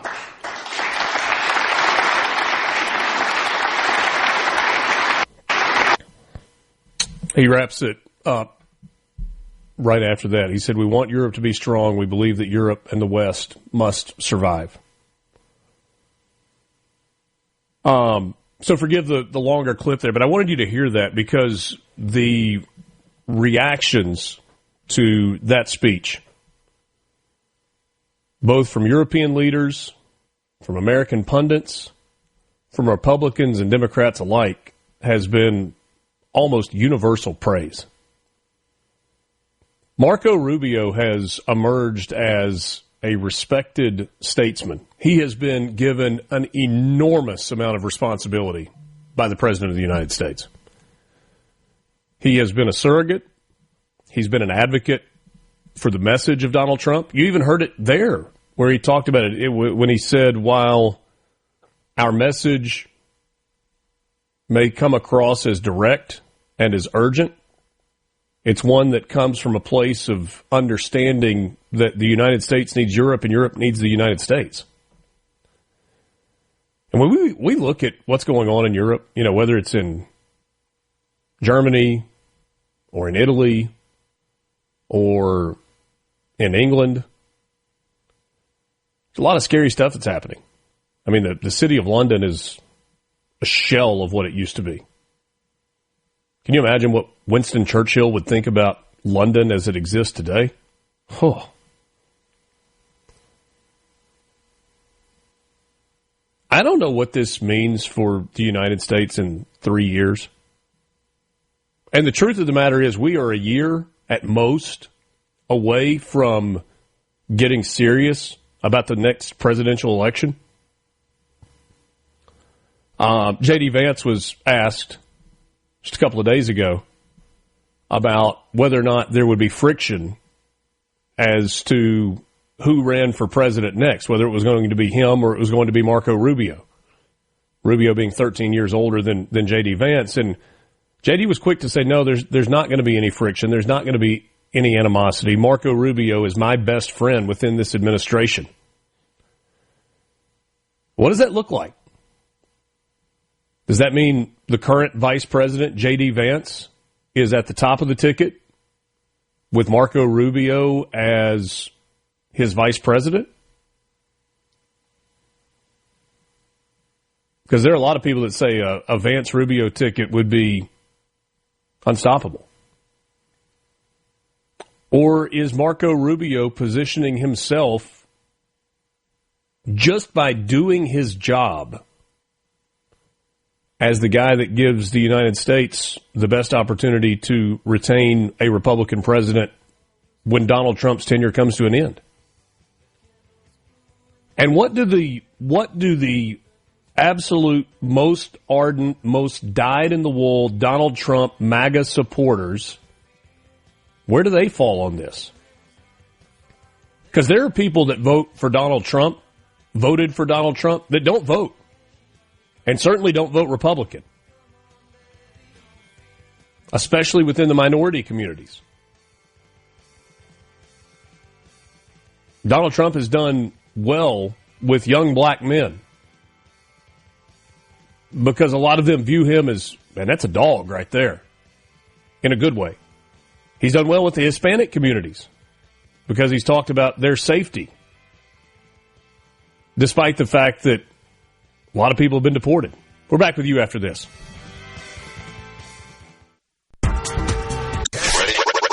Mornings with Richard Cross. People want to hear the truth, man. That's what we're going to do. Super Talk, Mississippi. Wow, I feel good. I knew that I wouldn't. I feel good. I knew that I wouldn't.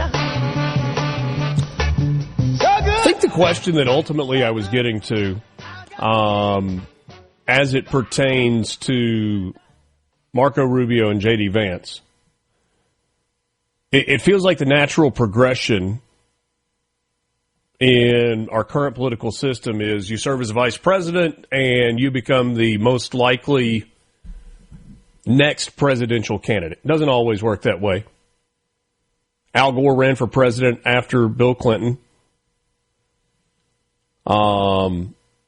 Obviously, Dan Quayle did not. If you want to go back to George H.W. Bush, Joe Biden,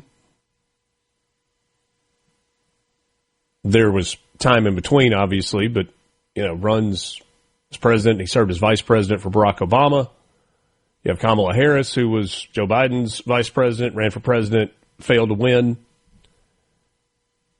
So for a lot of people, it would make sense that J.D. Vance would run. But what if Marco Rubio is the one that emerges as the clear Republican nominee candidate, best chance to win for president?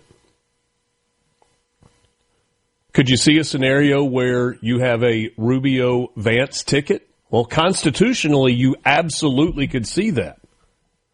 The office of president is the only one with term limits. So a vice president could serve under multiple presidents. Has it happened before? Yes. You got to go a long way, though. You got to go back a long way. George Clinton served under both Thomas Jefferson and James Madison as vice president.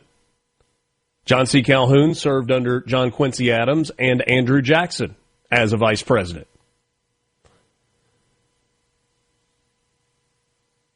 J.D. Vance obviously was not the vice president during the first term for Donald Trump, but he was this go-around. Could he stay in that office for another 4 years, for another 8 years, if Marco Rubio were to run and gain the nominee and become the president? Would ego allow that? I don't know the answer to that question, but it's something that's going to be really fascinating to watch over the coming years. Mose says Rubio Vance would be a great ticket. I tend to agree. Somebody said on the C Spire text line, the ones that are happy, talking about Hispanics primarily, are the ones that came here to get away from the ones that are getting deported. So the Hispanic population that has been supportive of Donald Trump and his immigration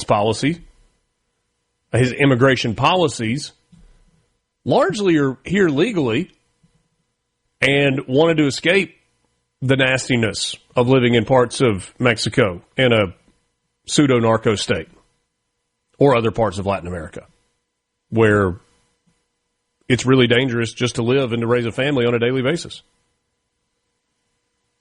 Some big picture stuff there. C-Spire text line. Honestly, I could probably vote for either ticket. That's from Alan. A Rubio Vance ticket or a Vance Rubio ticket. If you are looking or are in the market for a new or previously owned vehicle, I want to remind you about my friends at Belk Ford and Oxford Toyota. They're located on Highway 6 West in Oxford. They've got a good selection on the lot right now. As I've told you a number of times, if you had a total loss to a vehicle as determined by your insurance company, then you are eligible for employee pricing at Belk Ford, which could mean thousands and thousands of dollars off the sticker price. Could be a great deal. Great time to get a new vehicle. They can help you with whatever it is that you're looking for, whether it's an F-150, maybe you need a big truck, maybe you need that F-250 Super Duty, maybe it's an Explorer or an Expedition or a Bronco. Belk Ford can help. They've got a great team there, a sales team that's not pushy. They're not going to shove anything down your throat. They're just trying to help you find the vehicle that you're looking for with the best price and the best financing available. Also a great service department. They can take care of you after the fact. You got a question, give them a call, stop by and see them. Doesn't matter if you live in or around Oxford.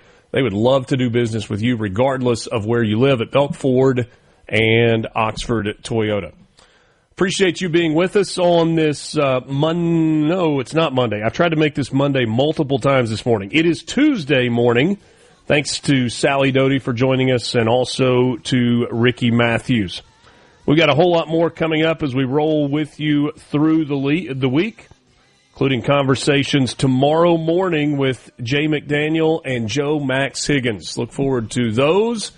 Hope you have a wonderful Tuesday.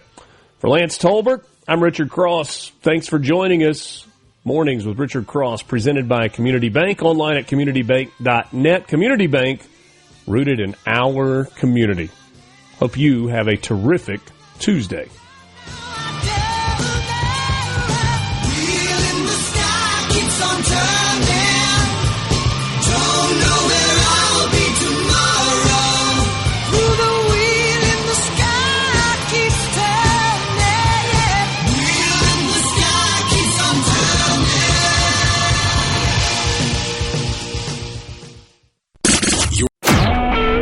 SuperTalk Mississippi Media Production.